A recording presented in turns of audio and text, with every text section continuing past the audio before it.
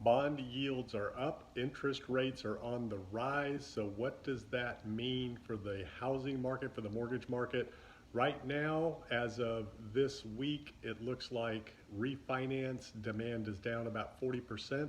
So with rates on the rise, there's less demand for refinancing. But what does that mean to the existing housing market, resales, and housing values? So as interest rates go up, the prices of housing will come down ultimately. Buyers will start to push back. Their qualifications for payments are all based on interest rates and debt to income ratios. It's the amount of payment they can afford.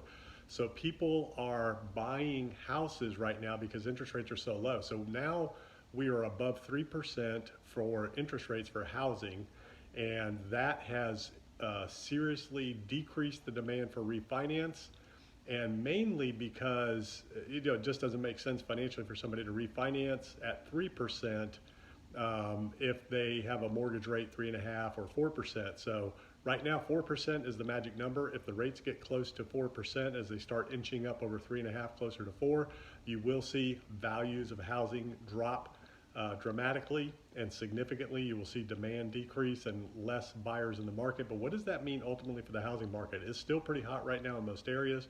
It's still pretty competitive. There are multiple offers coming in on houses right now.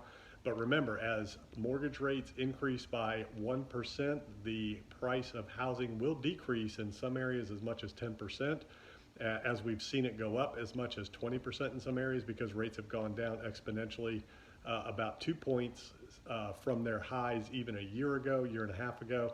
So it's very interesting times. Right now, refinance demand is down. That is very different than purchase and acquisitions. That is still red hot right now. Millennials are driving the purchase market because it makes more sense to buy than rent from a financial standpoint for a lot of millennials right now in terms of the cost. They're paying the same in rent as they could to purchase a house. So a lot of them are in that purchase mode right now, getting out of the rents. A lot of them are having kids, looking for backyard and the amenities that you need for a family and to raise a family. It's kind of hard to do that in an apartment if you're living outside of the city limits and big city areas. So it's really interesting times right now. Keep an eye on interest rates. As I've said over and over, as rates rise, prices will come down because people are buying payments. They're not buying houses based on price. They're buying houses based on payments, just like cars. If you pay attention to cars right now, prices are through the roof, and they're starting to do 84-month financing, zero interest 84 months, but the price of cars are reaching almost the level of a house or a condo now. I mean, it's just getting ridiculous, but it's all about the payments. It's all about the financing. That's what's driving prices all across the board.